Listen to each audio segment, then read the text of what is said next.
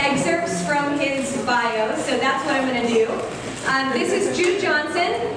He holds an MA in counseling and is a licensed marriage and family therapist. He works with adolescents in a day treatment program as well as with adults in an outpatient clinic. The primary focus of service at both locations is to provide mindfulness-based interventions. He's been working in the mental health field for the last 10 years in an array of different settings, including inpatient, outpatient, in-home, crisis response, and management. Jude keeps a regular formal and informal mindfulness meditation practice and has extensive experience providing trainings on mindfulness, stress reduction, crisis response, and de-escalation. So he is going to guide us through some conflict resolution and all that goodness. So let's give him a warm welcome.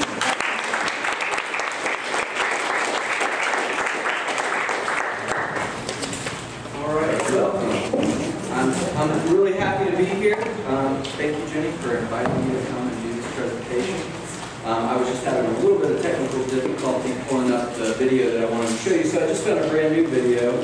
So once we get there, hopefully it will meet my expectations. I hope it provides the same information that I've shown in the previous video.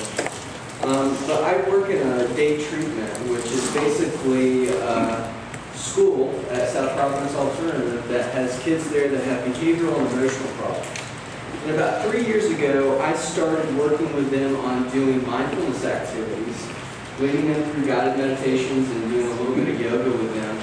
And after we started doing that, initially we didn't notice a big response, but after we started implementing it every single day, we noticed a huge improvement in their ability to manage their emotions, and their ability to focus and pay attention, and just have overall better behavior to feel better in the classroom. Now, that's not always the case. These kids have had a long period of having difficulty with behavior, suspensions.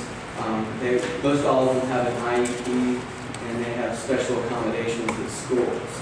But that is what my passion has been, and I've found that the practice of mindfulness is very helpful and facilitating that. So this is something I'm passionate about, and I love to come and talk to people about it. So what we're going to be talking about is how to change your response to stress. And what we're going to be covering is we're going to look a little bit into how your life experiences shape your brain. Can everyone see this up here? I know you all have a handout with the folder as well, but I'm not sure if everyone can see it or not.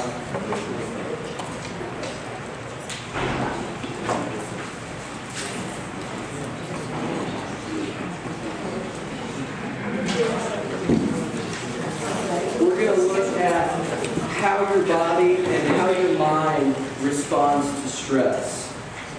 We're going to talk about some of the scientific literature behind mindfulness and its effectiveness at dealing with stress and cultivating positive emotions in your life. We're going to practice some mindful communication exercises. So you guys are going to be working in some small groups, and I'm going to lead you through some activities and ask you to pay careful attention to how you communicate to others, and we're going to process that a little bit in here. And we're going to learn specific strategies on how you can reduce your own stress response when you're in a position that you normally feel stressed in. So today's format, I'm not sure if you can see that well, but it says, "Can I call you back, Ed? I'm in the moment here." So that's kind of what I'm asking everyone to do to the best of your ability, is see how present you can be here right now during this presentation, because it is about mindfulness. It's also about de-escalation and how to reduce conflict with the people that you serve at the Y as well as work with. So I just ask that you be here. However, if you need to leave, if you need to do whatever in this time, take care of yourself too. Whatever it is that you need, to drink water, go to the bathroom, whatever. So I have a video to show you. As I said before, this is not the video I intended, so hopefully it will meet expectations.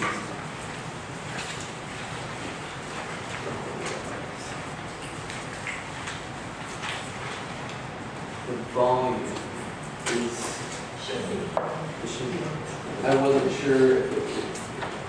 Okay, right. What?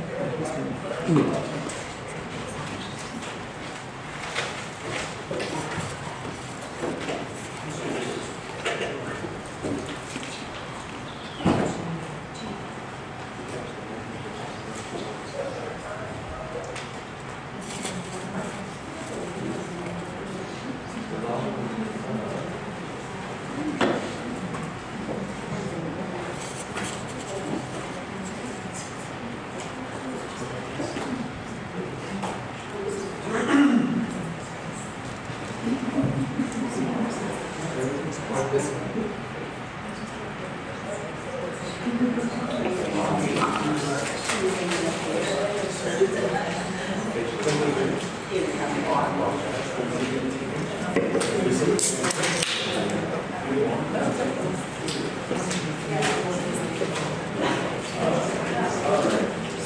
Well, you may just have to not do the video. I apologize. For some reason, we're not able to get the audio to the video, so I'm just going to skip past that point and explain kind of what the intention was of me showing you the video.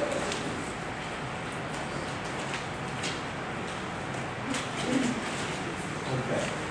So basically, the video that I was going to show explained some of the benefits of practicing mindfulness and meditation, and they've shown actually that you can change the structure of your brain and actually decrease parts of the brain that are responsible for stress. And one of the message centers in the brain that is activated when you're under stress is your amygdala. And so if that's overactivated, that will actually become bigger under stress, and you'll release stress hormones in your body. But through the practice of mindfulness, they actually showed that you could reduce that part of the brain, and that you could increase parts of the brain that are responsible for well-being, happiness, positive emotions. So it's quite impressive. In 1980, there was only one study done on mindfulness-based stress reduction, and presently there are over 600 journal articles on the benefits of mindfulness. So this is kind of what the video talks to, and it also emphasized that it's not about, chanting or wearing a robe or doing anything really weird. It's just really about paying attention in the present moment. John Kabat-Zinn, he is the founder of mindfulness-based stress reduction. He founded the first clinic in 1979, and there are over 500 MBSR clinics here in the United States and over 700 worldwide.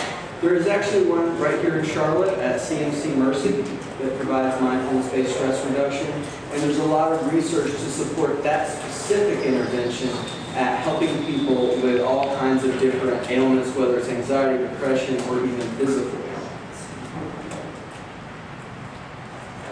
So, what is mindfulness? Mindfulness is paying attention on purpose in the present moment, non-judgmentally to the best of your ability.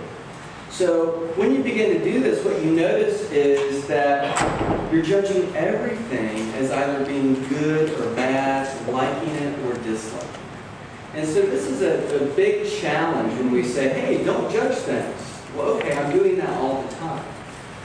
It's just kind of part of our human nature, but if we can become aware of how often we're judging, we may be able to slow that process down.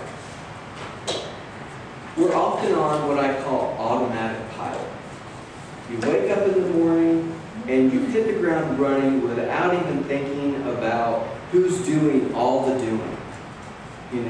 We are forecasting into the future about the next meeting, the next event. Maybe we're in our car and we're not even really paying attention to our driving so much, we're having an argument with somebody who's not even there, replaying the past event. I've had the experience of actually talking with someone one-on-one and not really being there. I'm thinking about what I have to do. I'm not being present with this person and hearing what they're saying. I'm off someplace else. And so the practice of mindfulness is, excuse me, I'm getting a little hot mouth up here.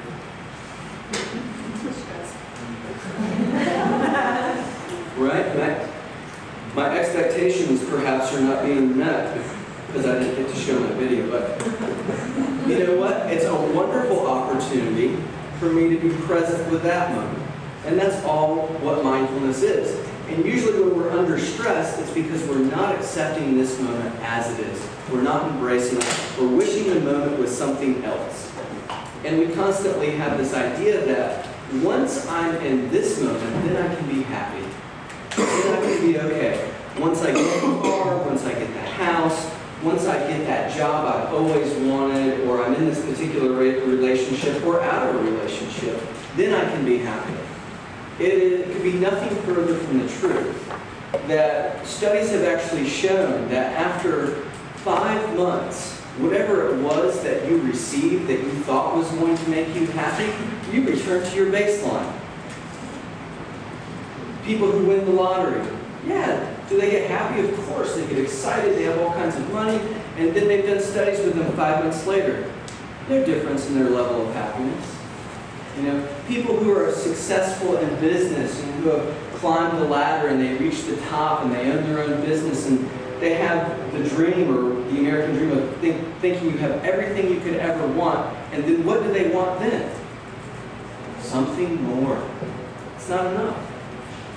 And so the practice of mindfulness is just being here right now in this moment and seeing if you can be okay in this one. And if you can be okay in this moment, it might actually change your relationship with the next one.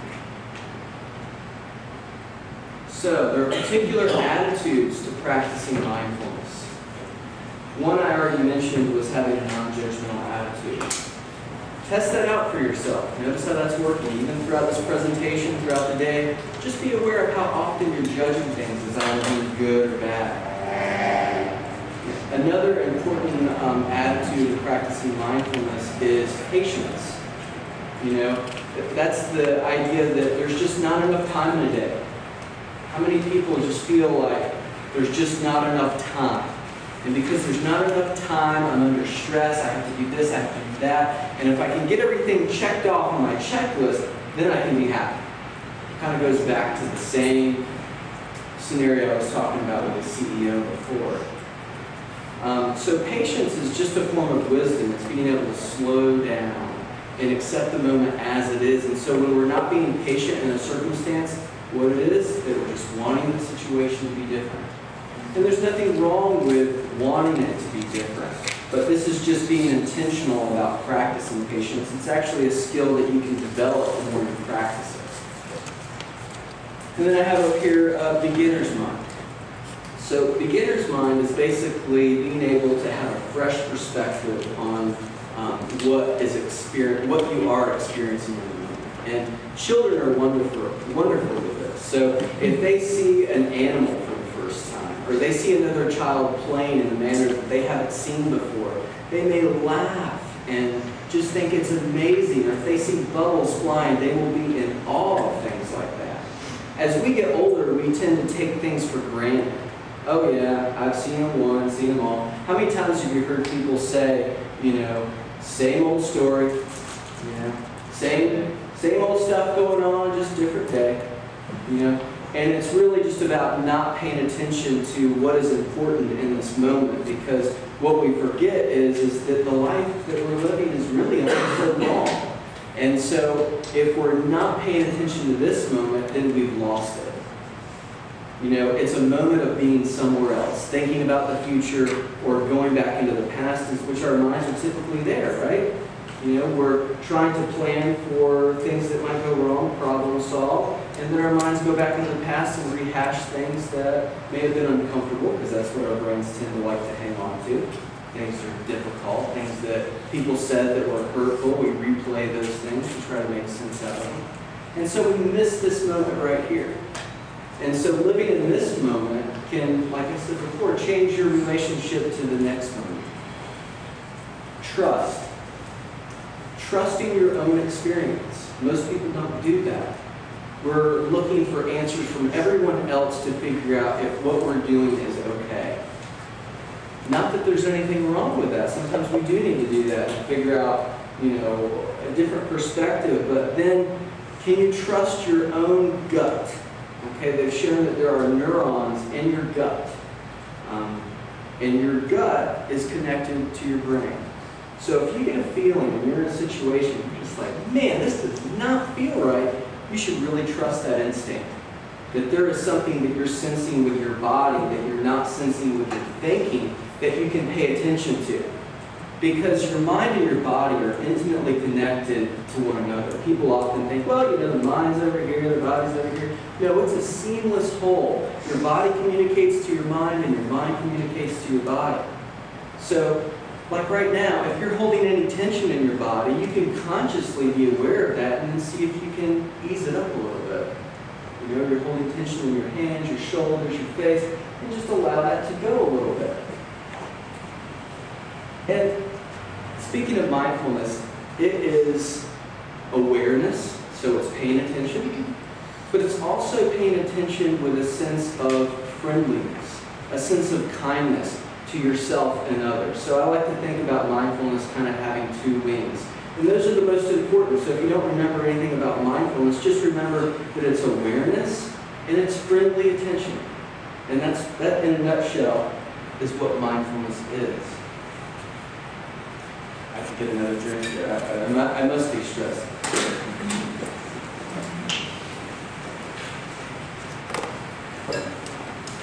So meditation. That's what I was hoping the video would do, is kind of give you a nice little introduction into what meditation is, because a lot of people have misconceptions about what meditation is. You think of people in robes, you think of people chanting, you think of people that are maybe just a little bit quirky, you know, not mainstream at all, kind of weird. You know, you may believe that meditation could be against what you believe personally. I've dealt with a lot of people who think that, you know, well, this is in contrast to what I believe in my spirituality. And as I teach meditation, it does not teach any kind of religious aspect to it. However, it can be applied to any religious tradition. You know, the YMCA is obviously a Christian organization, and so some Christians I have talked with have a problem with the word meditation. So I would refer them to the scripture in the Bible that says, "Be still and know that I'm God." That is the stillness, that is the being instead of doing, or that you have to make something happen. It's that you can actually just sometimes be. And that's what it's doing. It's the act of non-doing. It's just being and observing what's happening non-judgmentally. So you just stop and you notice what comes up in your mind. You know, what's on my mind right now? What am I feeling in my body? What am I sensing in my body? And be aware of it and see if you cannot judge it as good or bad. And there's many different ways to do meditation. You can do it sitting, lying, walking. You know, walking is like, well, aren't you doing something? Technically you are, but it's the act of being with the walking, so that you, in a sense, kind of put your brain and your feet and you're fully present with every step that you take, whether you're walking quickly or slowly. It's just you're fully present with it. So think of yourself trying to get a good picture of the moon with a pair of binoculars. Okay, you're looking up at the moon. What's probably going to happen when you're looking at the moon with binoculars? Probably not going to get the most stable view of the moon, are you? Because you can't completely stabilize yourself unless you're leaning on something, and even then you might have just small movements where you're not able to see it quite as clearly. But if you stabilize those binoculars on something, then you can get a much clearer picture of what the moon looks like. And so the idea behind meditation is stopping and observing the present moment gives you a clear understanding of what's on your mind, what you're feeling, what you're sensing, so that you can, in a sense, become more of a detective of yourself and investigate yourself and learn more about you and how you relate to other people. This kind of relates to the idea of emotional intelligence. You know, research shows that, you know, executives that are the most successful are the most socially and emotionally aware. They're emotionally intelligent, which means they know how to monitor their own feelings, and they know how to perceive the feelings that are going on in others by observing their body language, their facial expressions. They get a sense of what's happening and what's going on because they're allowing themselves to connect with others. And so it can be very important. So all this talk about mindfulness and meditation, you're not really going to understand it fully unless you experience it. So I'm going to lead you guys through meditation if you wish. None of you have to participate. So you can choose to do whatever you want with the time. But I would invite you to participate and just investigate this and see what it's all about. You don't have to take my word for it. That's what I always tell people, is I've learned to teach mindfulness and meditation out of my own experience, and it's actually a requirement for me to do silent meditation retreats where I have to shut up for 5 days. Not say anything to anyone. That's a challenge. That's not so easy. But so you just kind of see for yourself and figure it out. Experience is one of the best teachers.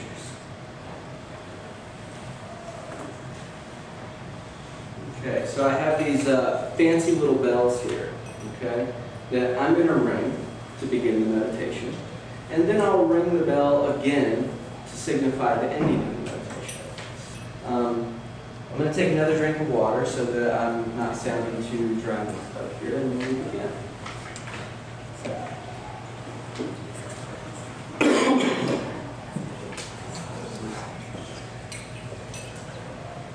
So I don't have a good sense of how we're running on time because I know that this needs to end by 11:30.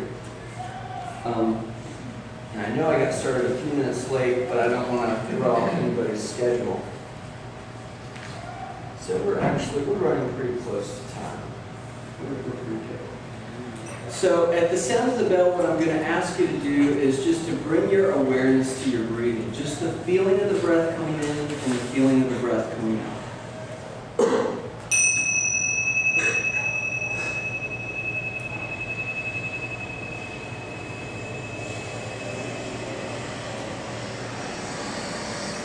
And if you wish, you can close your eyes. You may find that this deepens your concentration. And just see if you can stay with the breath. The breath coming in, the breath coming out. Just feeling it wherever it seems to be the most distinct, whether that's at the tip of the nose, the back of the throat, or down in the belly.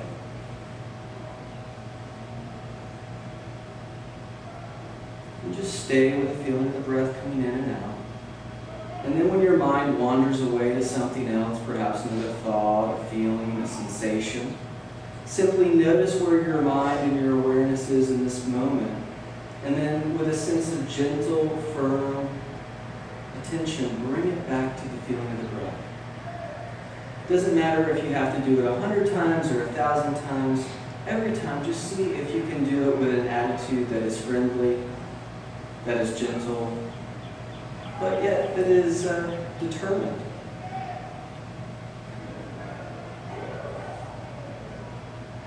But the determination is not out of a striving or a frustrating sense, because often the mind does what it does. It likes to think. So notice the thoughts and bring it back to the breath.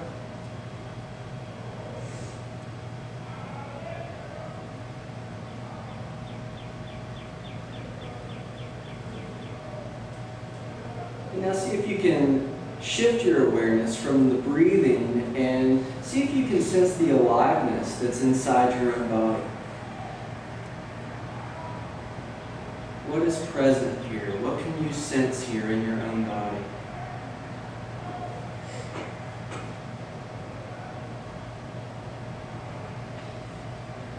Even sense the space that your heart is in.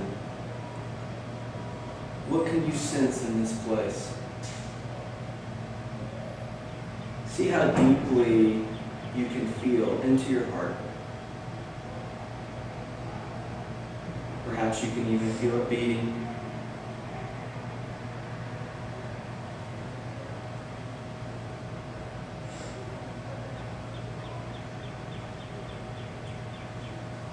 Letting go of the awareness of your heart and just bring your awareness to your face. Your face as a whole, and just allow the skin of your face to be at ease. Allow it to be soft.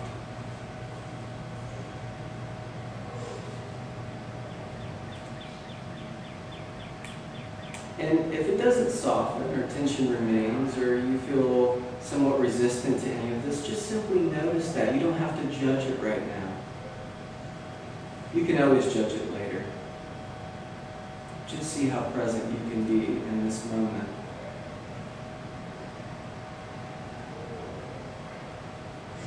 Allowing the muscles in the jaw to be relaxed and at ease.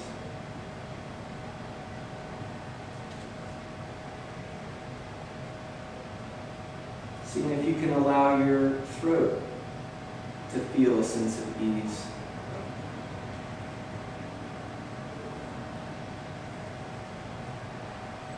Allowing your shoulders to drop a little bit if they will. And on the out breath, just see if you can let go a little bit deeper, letting go of a little bit of tension perhaps in the shoulders, the neck. And then bringing the awareness down to where the shoulders begin. And allow the awareness to travel all the way down to the tips of the fingers so that you're aware of both arms in their entirety. Sensing what you can here. Allowing them to rest completely, letting go of any tension that you're holding here. Feeling the aliveness inside your hands, inside your forearms. The space that exists here. Perhaps even imagining what's happening inside.